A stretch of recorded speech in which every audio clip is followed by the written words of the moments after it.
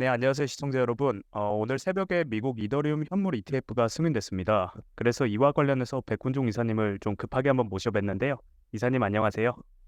예, 안녕하십니까. 네, 이사님 시청자 여러분들을 위해서 간단한 자기소개 부탁드리겠습니다. 네, 여러분 저는 샌드뱅크 그리고 요즘은 스매시파이라고 이름을 바꿔서 암호화폐 관련된 투자 핀테크 서비스 운영하고 있는 백훈종이라고 합니다. 반갑습니다. 네, 이사님. 먼저 첫 번째 질문으로는 미국 이더리움 현물 ETF가 부정적이라는 기대 속에서 결국 승인이 됐는데요. 승인이 될 수 있었던 이유가 뭐라고 보시나요? 우선 배경 설명을 간략하게 드리면 원래는 이번 주 월요일까지만 하더라도 이 이더리움 ETF가 연내 승인되기도 힘들 거다. 적어도 몇 개월은 더 걸릴 거다라는 의견이 굉장히 이 업계 내에서 지배적이었고요. 근데 이제 월요일부터 갑자기 급물살을 타기 시작했어요. 뭐냐면 이 SEC가 우리나라로 치면은 금융위 같은 기관이죠. 이제 증권감독위원회 SEC가 지금 ETF, 이더리움 ETF의 승인을 바라면서 이 애플리케이션을 제출해 놓은 이 거래소와 기관들이 있습니다. 지금 비트코인 ETF도 자산운용사들이 출시를 해서 이 거래를 하고 있는데, 그리고 거래가 되는 이제 거래소들이 있죠. 뭐 CDO이라던가 시카고 선물거래소입니다. NYSE 우리가 잘 아는 뉴욕 스탁 익스체인지도 있고요. 나스닥도 있고 뭐 이런 이제 거래소들이 있는 거죠. 요 자산운용사와 거래소들이 이 신고서를 제출해 놓은 게 있어요. 근데 이거를 19B4라고 합니다. 19B-4, 19B-4 이렇게 이름을 부르는데, 그 19B-4가 갑자기 SEC에서 이 제출한 곳들에다가 빨리 승인을 할 테니 승인을 할 것처럼 빨리 이제 수정 제출을 해라. 뭐 내용을 내가 이제 뭐 이것저것 바꾸라고 할 테니까 요거 빨리 수정 제출을 해라. 그런 이제 가이드라인이 내려온 거예요. 근데 이게 보통 무슨 사인이냐면, 이제 너네가 제출한 이 애플리케이션을 바로 승인할 테니까 빨리 요거만 바꿔 제출해, 이런 얘기거든요. 그래서 이제 기정사실화됐죠. 그래서 월요일부터 뭐 화요일, 수요일 이렇게 가면서 이더리움 가격이 폭등을 20%를 한 거예요.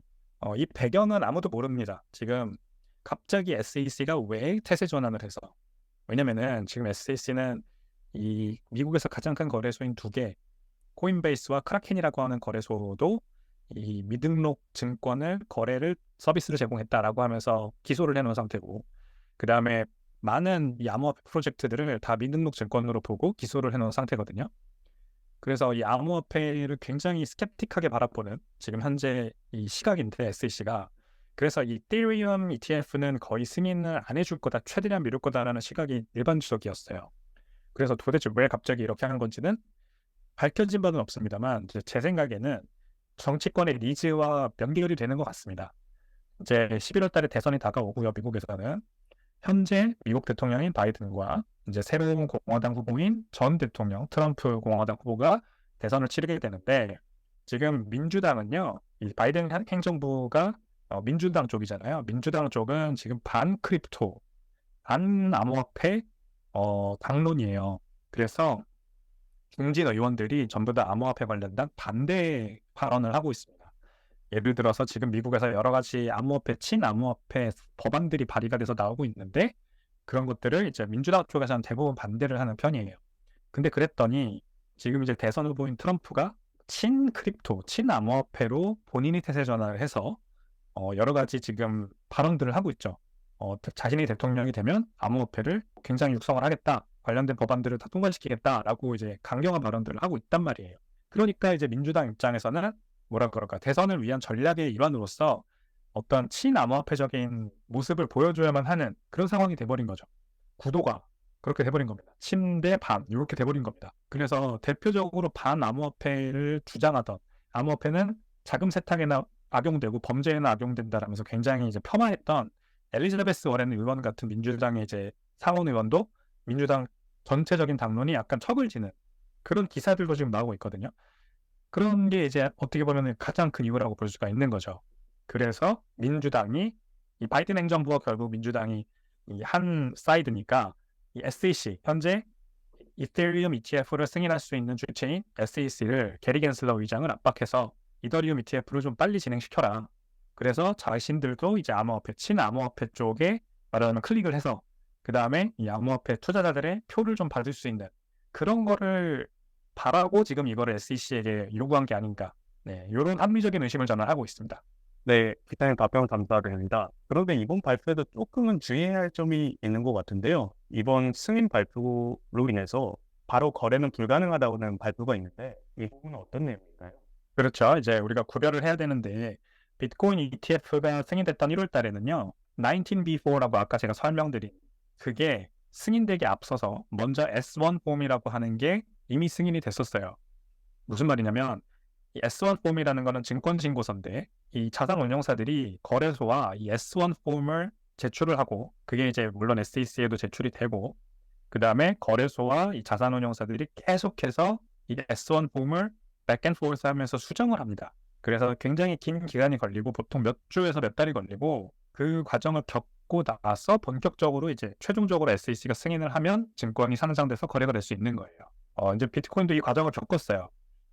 이제 그 과정 속에서 남은 하나의 과정이 19B4였던 거죠. 그러니까 SEC가 이 거래소들에게 ETF를 올려도 된다라고 최종적으로 승인을 하는 겁니다. 그게 최종 과정이죠. 그러니까 S1 폼이 먼저 승인이 되고 이게 증권으로서 올라갈 수 있냐 없냐 이게 먼저 승인이 되고 그 다음에 이 거래소들이 이 증권을 올릴 수가 있냐 거래를 시작할 수가 있냐 이게 이제 승인이 돼야 되는데 지금 이더리움 ETF 같은 경우에는 19B4만 승인이 됐어요.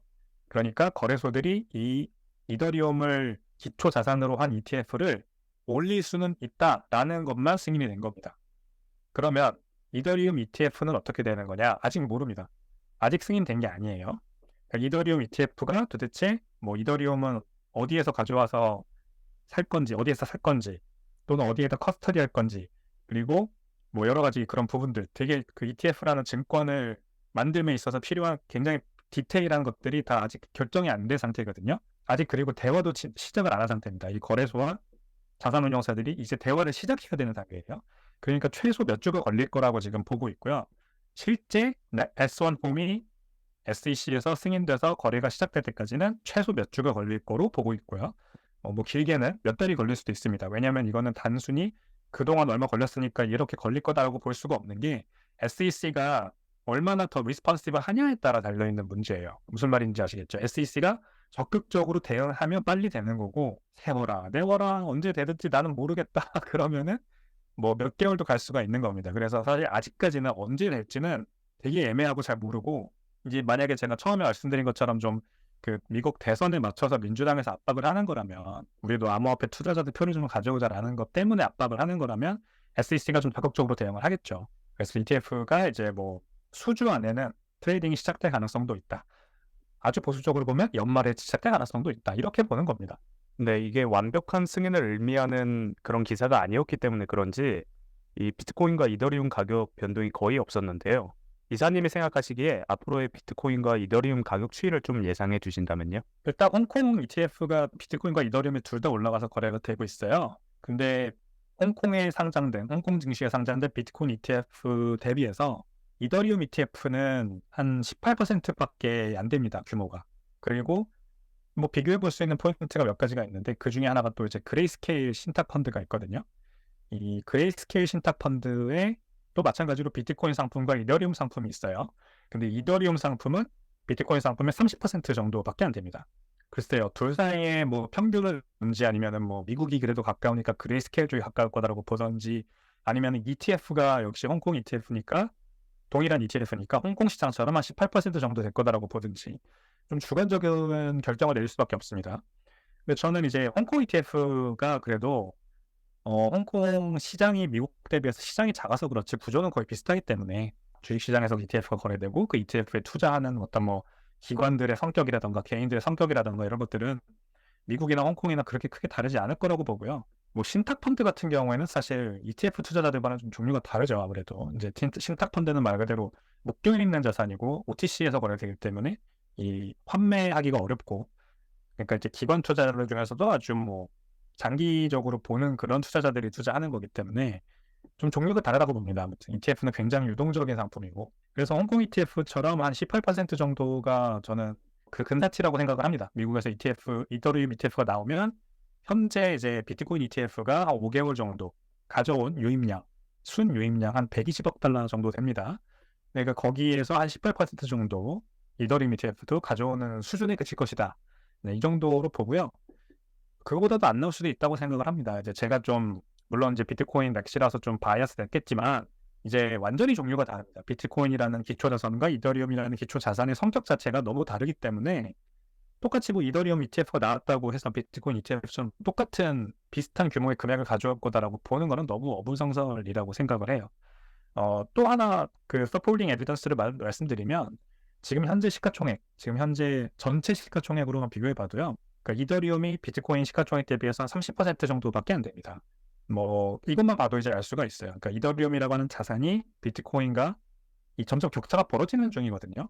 물론 이제 올해 비트코인 ETF가 먼저 나왔으니까 아무래도 비트코인 가격만 많이 올랐다 이런 부분도 있어요. 근데 이제 그건 뭐 앞으로 이더리움 ETF 나오면 가격이 올라가는지 뭐 아니면 지금이랑 비슷하게 횡보하는지 보면 될 것 같고 한 18%에서 그래서 30% 정도가 결국 이더리움이 현재 그러니까 나중에 이더리움 ETF가 나오면 지금 현재 비트코인 ETF가 가져온 순유입의 한 30%, 많으면 30%, 적으면 18%이 정도로 보는 게 합리적인 계산인 것 같습니다. 이제 이더리움 ETF가 만약에 승인이 된다면 확실히 이사님 말씀대로 자금 유입은 비트코인 ETF를 따라가지 못하는 정도가 될 텐데요.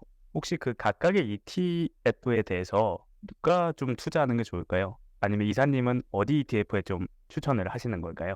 저는 개인 투자자들은 ETF를 추천하지 않습니다. 이제 ETF는 계속해서 이 매니지먼트 피라는 걸 내고서는 투자를 해야 되는 거예요. 그러니까 펀드예요, 펀드. 그냥 주식은요, 일반적으로 따로 피를 내는 게 없죠. 거래세를 내죠, 거래세. 아니면은 뭐 판매하고서 이제 원화로 바꿔서 출금할 때 출금 수수료가 뭐 나가거나 이 정도가 다죠. 근데 ETF는 물론 주식시장이 주식처럼 상장돼서 거래가 되지만 펀드이기 때문에 1년에 한 번씩 피라는 걸 내야 됩니다. 수수료라는 걸. 그게 뭐 0.5%인 데도 있고 뭐 0.01%인 데도 있고 0.1%인 데도 있고 그렇습니다. 그러니까 굉장히 이 ETF 간의 경쟁이 치열해지면 전체적으로 수수료가 내려가는 효과는 있기 때문에 그렇게 크게 뭐 부담이 되지는 않습니다만 왜 굳이 그러면은 뭐 그 피를 내고 어쨌든 뭐 적긴 하지만 0.5% 정도로 하더라도 굉장히 작긴 하지만 현물을 사면 되는데 굳이 ETF를 사야 되느냐라는 일단 질문이 하나가 있는 거고요. 그다음에 두 번째는 이제 비트코인은 결국 이더리움도 마찬가지인데 비트코인과 이더리움 같은 암호화폐는 다 마찬가지인데 셀프 커스터디가 굉장히 중요한 하나의 소스입니다. 무슨 말이냐면 내가 지금 비트코인과 이더리움이라고 하는 것에 굳이 투자를 하는 이유 중에 아주 큰 부분을 차지하는 게요. 누가 어떤 사람도 이거를 나한테서 탈취해 갈 수 없다라는 거거든요. 그러니까 은행은 내가 만약에 은행 예금을 넣으면 은행이 망하면 출금이 안 될 때가 덜어 있었죠, 그동안. 우리나라도 저축은행 사태도 있었고 뭐 외환위기도 겪었고 이러면서 은행이 대마불사는 아니구나. 뭐 이런 경험을 몇 번 하셨을 텐데 그런 경험을 혹시라도 하게 된다면은 이제 큰일 나는 거죠. 근데 비트코인이나 이더리움 같은 암호화폐는요. 기본적으로 왜 태어났냐면 그런 것들의 대체제로서 태어난 겁니다. 어떤 금융기관이 나의 자산의 뭐라 그럴까요? 소유권 그런 것을 다 가져가서 보관을 해주는 물론 그게 편하긴 하지만 때로는 그게 굉장히 큰 리스크가 있으니 그 어떻게 보면 해지 수단으로서 어떻게 보면은 은행이 내 돈을 안 돌려줄 때 만약에 그런 상황이 온다면은 나는 좀 내 자산을 어떻게 지켜야 되느냐. 뭐 부자들은 금을 사가지고 집에다 금고를 넣어놓기도 하는데 일반 사람들은 그런 게 우리 같은 이제 중산층들은 그런 게 좀 쉽게 하기 어려운 경험이죠. 근데 이제 암호화폐라는 게 나오니까 이게 가능해졌어요. 스스로 그냥 금고 같은 개인 스마트폰에 자신이 쓰는 스마트폰에다가 금고 같은 어플 그 지갑 앱을 깔아서 그게 마치 금고처럼 제가 거기다가 이제 몇 비트코인이든 상관없습니다. 금액이 아무리 커도 뭐 그렇다고 부피가 커지는 건 아니기 때문에 뭐 수십억 원에 달하는 그런 암호화폐를 사서 넣어놔도 아주 안전하게 나만 비밀번호만 알고 있으면 잘 알고 있으면 지킬 수 있는 그런 이유 때문에 사실 투자를 하는 거거든요. 게다가 금액이 커질수록 더 마찬가지고 그래서 굳이 ETF에 투자할 필요는 없다. 근데 이 방송을 보시는 분들 중에 만약에 처음 내가 암호화폐에 투자해 보려고 하는 사람이다. 그러면은 ETF에 투자를 해보는 게 좋기는 합니다. 왜냐하면 편하니까. 게다가 이제 기존에 주식 투자를 하고 계셨던 분들이라면 자신이 쓰는 HTS나 MTS에 그 ETF 종목이 이제 검색이 될 거고 그러면 그냥 매수 버튼만 누르면 바로 사지는 거죠. 현물은 굳이 이제 뭐 거래소 앱도 깔아야 되고 이제 안 쓰던 어떤 서비스를 이제 써봐야 되는 그런 불편함이 있잖아요. 그래서 익숙하지도 않고 그런 분들이라면 제가 이제 ETF는 한번 사보시라. 왜냐면 그게 좋은 인물이 될 수는 있으니까. 근데 또 우리나라 분들은, 일방적으로 보시는 분들은 한국 분들일 테니까, 한국 분들은 지금 ETF가 거래가 안 됩니다. 우리나라에서는 미국 ETF나 홍콩 ETF를, 비트코인 관련된 ETF는 지금 거래를 못하게 막아놨어요. 그래서 어차피 일방적으로 보시는 분들이 ETF로는 투자할 수가 없습니다. 나중에 이제 우리나라도 금융이나 그 금융 당국에서 일단 해외 ETF부터 좀 거래할 수 있게 열어주고, 그 다음에 국내에도 이제 국내 자산운용사들이 만든 ETF가 출시가 돼서 거래가 시작되면은 투자해 보실 수 있겠죠. 예, 그때까지는 사실 뭐 굳이 ETF를 사야 된다, 그럴 필요는 없고요. 현물에 투자하시는 게 가장 좋습니다. 네, 감사합니다, 이사님. 이번 이더리움 ETF 승인은 비트코인 때와는 좀 의미가 다른 것 같습니다. 결국 암호화폐가 조금 안전한 투자 자산으로 좀 여겨지게 되는 걸까요? 여기서부터 이제 조심해야 됩니다. 우리가 암호화폐라는 한 카테고리로 묶긴 하지만 비트코인과 이더리움은 굉장히 성격이 다른 두 자산입니다. 암호화폐라는 이름으로 부르는 이유는 둘 다 암호학이라는, 크립토그래피라는 기술을 쓰기 때문이죠. 하지만 화폐는 아닙니다. 화폐는 오로지 비트코인만 화폐고요. 이더리움은 화폐는 아니고요. 그냥 마치 주식이랑 비슷하다고 할 수가 있습니다. 디지털 증권이 이더리움이고, 디지털 자산, 말 그대로 어떤 커머디티의 성격을 지닌 그런 자산이 비트코인이라고 보시면 됩니다. 그래서 이 이더리움의 ETF가 나왔다 그래서 이게 반드시 비트코인과 동일한 수준의 어떤 그런 급을 대우받는 거냐, 그거는 아니라고 저는 일단은 보고요. 왜 그러냐면 이 비트코인은 어떻게 가치가 매겨지냐면 순수하게 가치 저장 수단으로서 가치가 매겨집니다. 그러니까 뭐 일단 단기적인 시각은 빼고 장기적으로 봤을 때 비트코인을 왜 투자하세요? 그러면 지정학적 위기에 대응하기 위한 수단으로, 내 자산의 구매력 하락을 막기 위한 수단으로, 나중에 글로벌 또는 인터넷에서 쓰는 정말 화폐가 될 수 있는, 단일 화폐가 될 수 있는 가능성 때문에 여러 가지 이런 좀 더 고차원적이고 굉장히 넓은 그런 범위의, 넓은 수준의 그 아주 넓은 범위를 커버할 수 있는 그런 이제 유틸리티가 있습니다. 이 비트코인은. 그래서 금이랑 비교되기도 하고 이제 뭐 돈이랑 비교되기도 하고 이런 건데, 이더리움은 그런 수준의 것은 아니고 동일하게 암호화폐를 쓴 암호화폐이기는 하나, 이거는 디지털 테크놀로지이자 기술이자 기술 기업처럼 우리가 뭐 엔비디아, 메타, 뭐 아마존 이런 기술 기업들을 이제 위대한 기업이라고 부르죠. 하지만 다 어떻게 가치가 매겨지냐? 주식으로 매겨지고, 그 주식을 사면은 내가 대주주가 되면은 이제 많은 영향권을 그 기업에 행사할 수가 있고 또 배당도 받죠. 그래서 이제 뭐 워렌 버핏 같은 투자자들이 굉장히 주식 투자를 잘하는 분이고, 그래서 좋은 주식을 잘 선별을 했지 않습니까?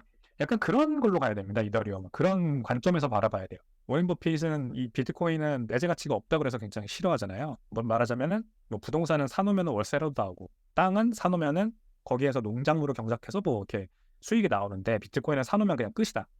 금도 그렇죠. 사놓으면은 그냥 뭐 아무런 뭐 이익이라는 게 발생하지 않죠. 그래서 싫어하는 건데, 그 특성이 이제 비트코인이고요. 이더리움은 근데 이자가 나와요. 그러니까 이더리움의 가치는 굉장히 주식과 비슷합니다. 그래서 내가 지금 이 이더리움의 가격이 얼마다라는 거는, 이 이더리움이라는 걸 사면은 거기에서 나오는 이자가 있거든요. 스테이킹 율드라고 하는데, 그 이자율이 뭐 4% 정도 됩니다. 연. 그러면은 이제 연 4%의 퓨처 밸류를 디스카운트해서 현재 프레젠트 밸류로 가져오는 어떤 디스카운티드 캐시플로우의 밸류에이션이 가능해지죠. 이렇게 계산을 합니다. 그래서 이더리움의 가격이 매겨지는 이 메커니즘은 비트코인과 다르다. 그 마치 기업을 밸류에이션 하듯이 이더리움은 하나의 테크 기업으로서 우리가 바라봐야 되고, 그런 것이 이더리움의 어떻게 보면 한계죠. 비트코인은 굉장히 제가 말씀드렸죠. 더 큰 범위, 전 세계에서 쓰는 돈이 될 수도 있고, 인터넷에서 쓰는 단일 화폐가 될 수도 있고, 금 같은 진짜 금의 아성을 위협하는 그런 어떤 뭐 투자 수단이 될 수 있는데, 이더리움은 그냥 또 하나의 그냥 블루칩 스탁일 뿐이다라는 게 이제 굉장히 다른 점이거든요.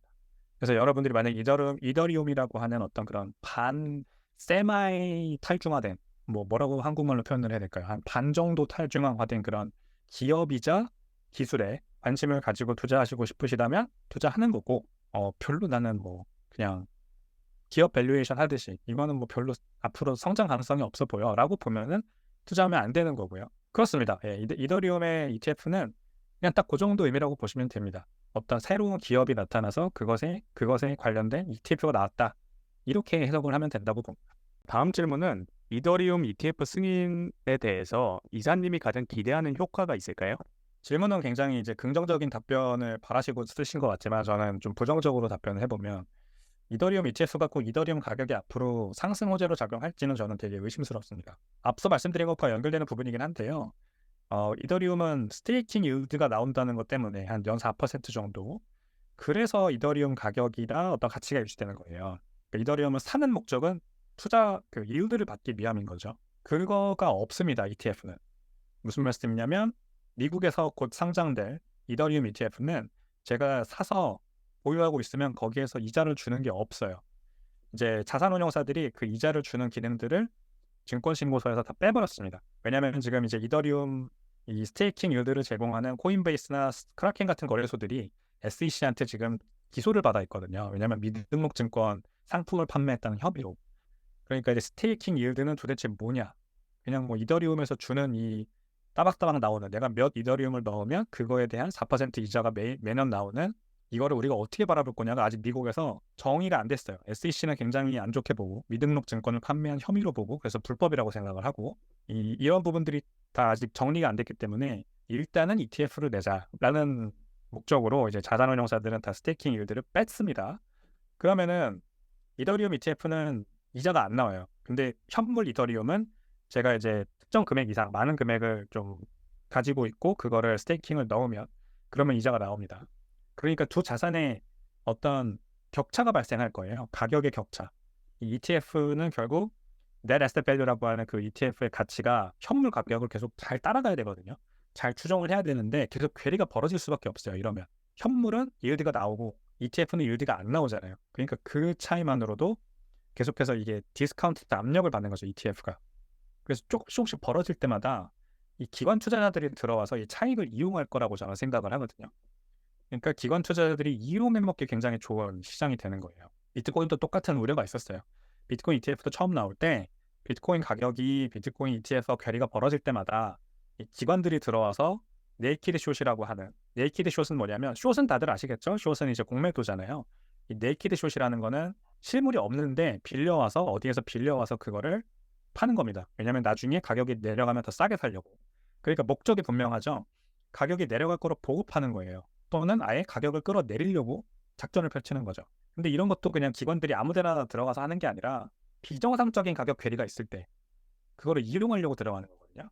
근데 비트코인은 이제 현물과 ETF 간의 가격 괴리가 발생할 일이 사실 별로 없어요. 이 비트코인은 아주 단순하기 때문에 뭐 이자가 나오는 것도 없고 그냥 그 자체로 ETF는 그냥 패시브 펀드이기 때문에 그냥 주문이 들어오면 사고 뭐 매도 주문이 나오면 팔고 이게 다기 때문에 가격 괴리가 발생할 일이 사실 별로 없고요. 진짜 악의적으로 공격하지 않는 이상. 근데 이더리움 ETF는 좀 다를 거예요. 이게 단일 자산으로 그냥 베스킷이 구성돼서 ETF 가격을 수정하면 분명히 뭔가 디스카운트가 발생하는 일이 많을 거라고 저는 봅니다. 그 yield가 없다는 특성 때문에. 그러면 이제 기관들이 들어와서 이런 가격 괴리가 발생할 때마다 더 가격을 스퀴즈 한다 그러죠. 스퀴즈해서 가격을 떨어뜨리고 싼 가격에 주워 담고 다시 이제 쇼트 퀴즈가 발생하면 가격이 올라가고 다시 이제 반복하고 이제 이런 어떤 기관 플레이의 어떤 이더리움 가격이 완전 지배당해 버리는. 그러니까 ETF에 얼마가 들어올지 모르겠지만 만약에 진짜 큰 금액이 들어온다면 이제 이더리움 ETF 시장이 현물 ETF 가격을 결정해 버리는 그런 일이 생길 겁니다. 이런 일이 발생하면 이제 이더리움에 과연 이게 호재가 맞을까? 저는 그걸 의심을 하는 거고요. 이제 그래서 ETF는 모든 이더리움을 포함한 모든 암호화폐 이제 솔라나도 뭐 그 거론되고 하던데 다음 ETF 후보자로서 똑같은 문제들이 다 앞으로 발생할 겁니다. 그래서 전혀 좋은 게 아니다 사실상. 우리가 다들 뭐 이 이더리움이나 솔라나나 다 증권이 되길 바라지 않거든요. 이 투자하시는 분들은 상품으로 그 미국에서 봤을 때 미국 그 금융 당국의 눈에서 봤을 때 상품으로 정리되길 바라고 그래서 이게 탈중앙화 돼 있다라는 거를 증명하고 싶어 하잖아요.